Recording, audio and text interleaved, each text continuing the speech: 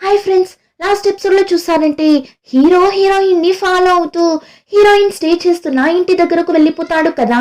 Heroine కూడా వాడు రావడం చూసి డోర్ అంతా లాక్ చేసి లోపల దాంకుంటుంది. ఇప్పుడు వాడు వచ్చేస్తాడు, వచ్చి డోర్ ని అంతలా కొట్టుంటాడు డోర్ ఓపెన్ చేయని. కానీ హీరోయిన్ ఎలా ఓపెన్ చేస్తుంది?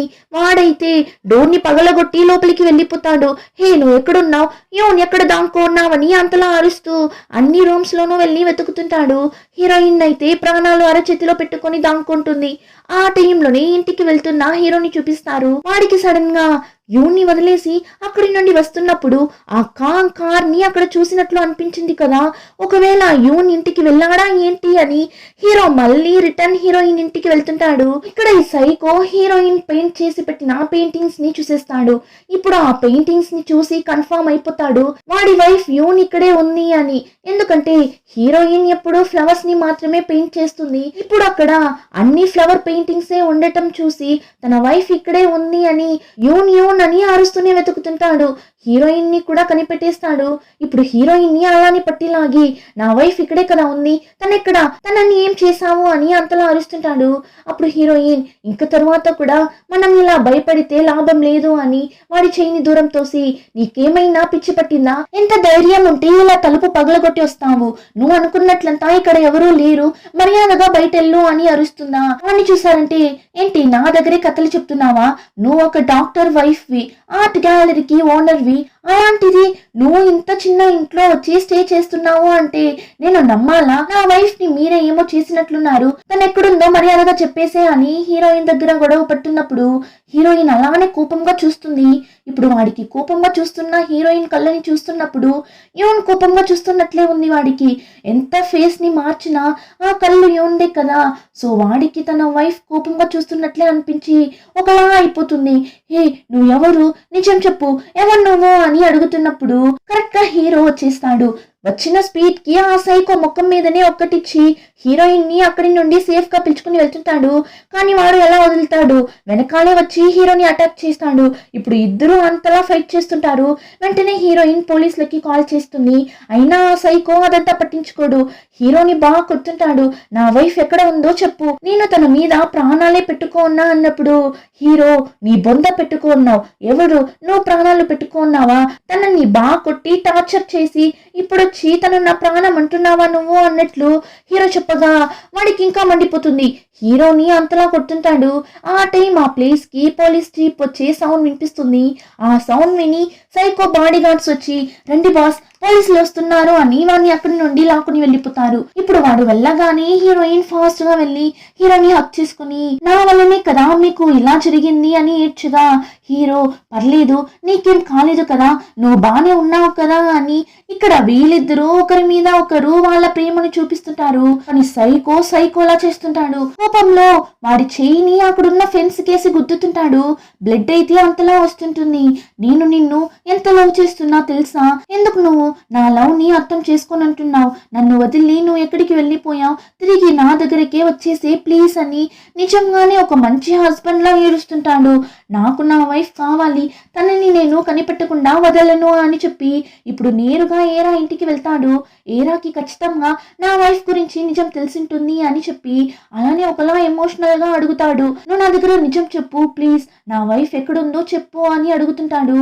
కానీ ఏరాకి ఏం చెప్పాలని తెలియడం లేదు, సైలెంట్ గా చూస్తుంటుంది. అప్పుడు వాడు, ఆర్ట్ గ్యాలరీకి ఓనర్ అయిన తను ఎందుకు అంత చిన్న ఇంట్లో ఉండాలి, ఇదంతా నమ్మేలా ఉందా, ప్లీజ్ దయచేసి నా వైఫ్ ఉన్న ప్లేస్ ని మాత్రం చెప్పు, తను లేకుండా నేను జీవించలేను అంటాడు. అప్పుడు ఏరా దెబ్బ తగిలిన వాడి చేయికి బ్యాండేజ్ అంతా వేసి అలానే ఒక నిమిషం సైకోని చూస్తూ ఉంటుంది. ఏరాకి ఇప్పుడు సైకోని చూస్తున్నప్పుడు తనని చూస్తున్నట్లే ఫీల్ అవుతుంది. ఎందుకంటే హీరో ప్రేమ కోసం ఏరా కూడా వీడిలానే కదా ఫీల్ అవుతుంది. సో ఒక నిమిషం తనకే తెలియకుండా డైవర్ట్ అయ్యి వాడిని కిస్ చేసేలా దగ్గరగా వెళ్తుంది. వాడు సైలెంట్ గానే ఉంటాడు, కానీ సడన్ గా దూరంగా వెళ్ళిపోతాడు. లాయల్ అయినా ఒక సైకోలా ఉన్నాడు వీడు. ఏరా దగ్గర, లేదు, నేను నా వైఫ్ ని తప్ప ఇంకెవరిని టచ్ చేయను, నాకు నా యూన్ కావాలి, నేను తనని మాత్రమే లవ్ చేస్తున్నా అని చెప్పి వెళ్ళిపోతాడు. చాలా ట్రూగా లవ్ చేస్తున్నాడేమో, కూర్చొని అంతలా ఏడుస్తుంటాడు. మరెందుకు వైఫ్ ని అంతలా దంచి పెట్టడం, దాన్నే సైకో అంటారేమో. ఇంకా ఆ టైంలోని హీరోని చూపిస్తారు. హీరో ఆ రోజు నైట్ హీరోయిన్ ఇంట్లోనే నిద్రపోయినట్లున్నాడు.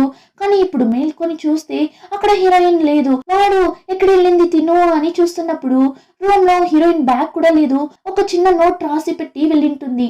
నాతో ఉంటే మీకే ప్రాబ్లం, సో నా నుండి మీరు దూరంగా ఉండండి అన్నట్లు రాసి పెట్టింటుంది. దాన్ని చదివిన వెంటనే హీరోయిన్ ని వెతుకుంటూ వెళ్తాడు. హీరోయిన్ కి కాల్ చేస్తూనే వెళ్తుంటాడు. హీరోయిన్ కూడా లిఫ్ట్ చేసి నాతో ఉండడం వల్ల మీకు ఎంత ప్రాబ్లం వచ్చింది అని మీరు చూసారు కదా, సో ఇంకా తరువాత నేను మీకు కష్టాన్ని ఇవ్వాలనుకోవడం లేదు అని హీరో దగ్గర మాట్లాడుతున్నప్పుడు రైల్వే స్టేషన్ లో అనౌన్స్ చేస్తారు కదా ఇప్పుడు ఏ ట్రైన్ రాబోతుంది అని. ఆ అనౌన్స్మెంట్ ఇస్తుంటారు. ఆ సౌండ్ హీరోకి కూడా వినిపిస్తుంది. ఇప్పుడు హీరో వెంటనే అక్కడి నుండి రైల్వే స్టేషన్ కి వెళ్తాడు. ఆ టైంలోనే ఇక్కడ హీరోయిన్ కి హీరోని వదిలి వెళ్ళడానికి మనసే రావడం లేదు. కానీ తను ఇక్కడ ఉంటే ఆ సైకో వల్ల హీరోకి ప్రాబ్లం అని చెప్పి ఇప్పుడు వేరొక ఊరికి వెళ్ళడానికైనా ట్రైన్ ఎక్కుతుంటుంది. కానీ కరెక్ట్ గా హీరో వచ్చి హీరోయిన్ ని వెళ్ళనివ్వకుండా లాగేస్తాడు. అలానే హీరోయిన్ ని హక్ చేసుకుని ప్లీజ్ నన్ను వదిలి వెళ్ళకు, ఏం ప్రాబ్లం వచ్చినా ఇద్దరం కలిసి ఫేస్ చేద్దాం అన్నట్లు చెప్పగా హీరోయిన్ కూడా వేరొక ఊరికి వెళ్లే ప్లాన్ ని క్యాన్సిల్ చేసేస్తుంది. ఇంకా ఇక్కడ అలానే కట్ చేసి సైకోని చూపిస్తారు.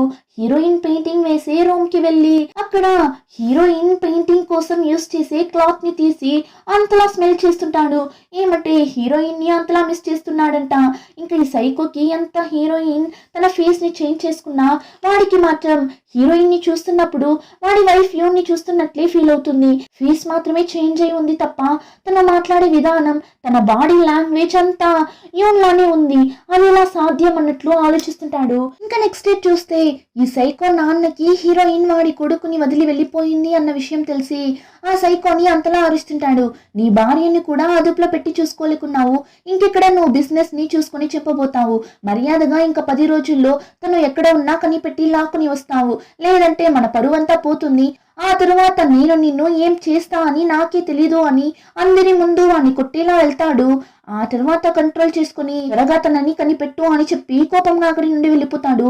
వీడికైతే అంత కోపం వస్తుంది. ఏమంటే సైకో చేతికి దెబ్బ తగిలింటుంది కదా, ఆ విషయాన్ని బాడీ గార్డ్ కూడా అడుగుతాడు. ఏమైంది సార్ మీ చెయ్యికి అని. కానీ వాడి నాన్న వాడికి దెబ్బ తగిలిన ఆ విషయం గురించి ఒక్క మాట కూడా అడగడు. దానివల్ల ఆ సైకోకి అంత కోపం వస్తుంది. ఆ టైంలోనే హీరోని చూపిస్తారు. నిన్న నైట్ ఆ సైకో చేసిన ప్రాబ్లం వల్ల యూ నా ఇంట్లో ఉండడం అంత సేఫ్ కాదు అని హీరో వాడి ఇంటికి పిలుచుకుని వెళ్ళిపోతాడు. ఇంకా నెక్స్ట్ డే హీరో హాస్పిటల్ కి వెళ్ళినప్పుడు హీరోని చూస్తుంది.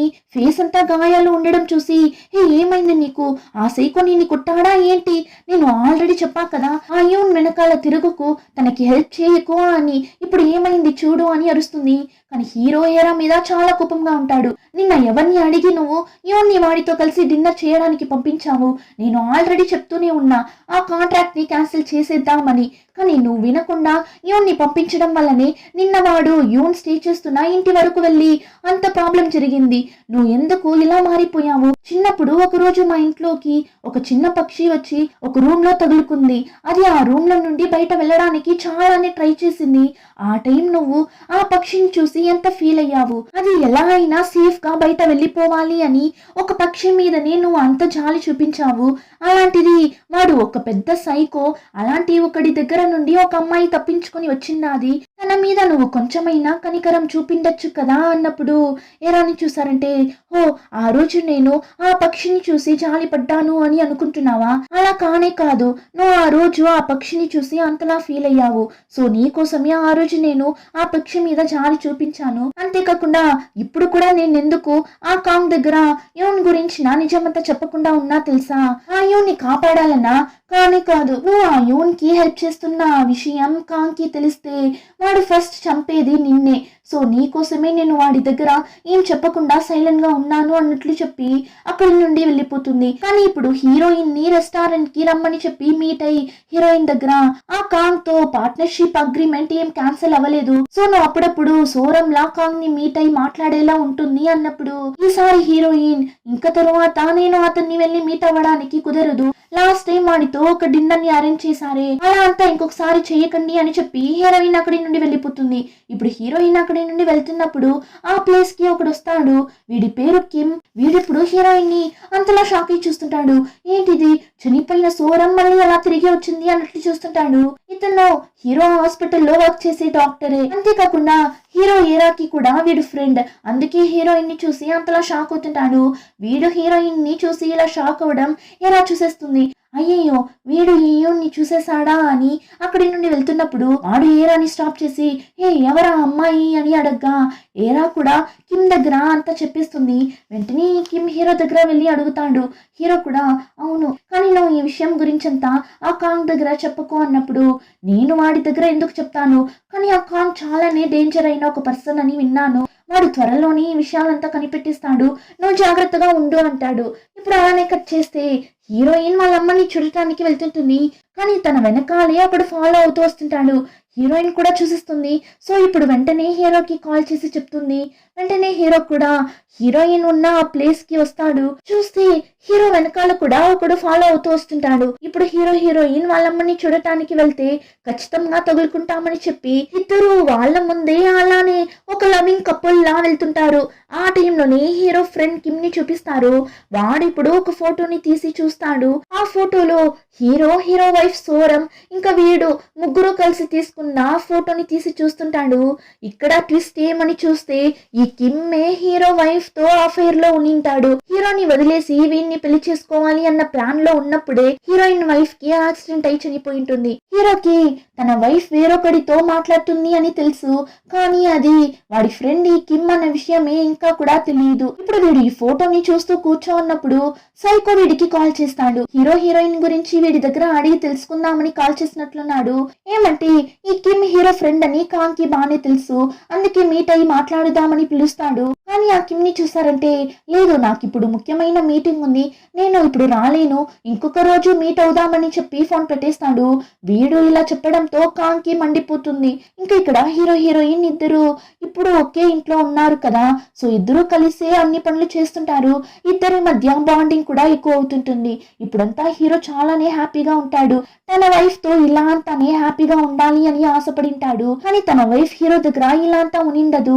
హీరోయిన్ క్యారెక్టర్ కి అలానే ఆపోజిట్ క్యారెక్టర్ తనది. సో ఇప్పుడు హీరోయిన్ దగ్గర రేపు నేను నీ దగ్గర ఒక ముఖ్యమైన విషయం చెప్పాలి, రెడీగా ఉండు అంటాడు. హీరోయిన్ కి బాగానే అర్థమవుతుంది హీరో తనకి ప్రపోజ్ చేయబోతున్నాడు అని. సో చాలా హ్యాపీగా ఫీల్ అవుతుంటుంది. అలానే ఈ ఎపిసోడ్ కంప్లీట్ అవుతుంది. రిమైనింగ్ స్టోరీని నెక్స్ట్ ఎపిసోడ్ లో చూద్దాం. ఇంకా ఈ వీడియో నచ్చితే లైక్, షేర్ అండ్ సబ్స్క్రైబ్.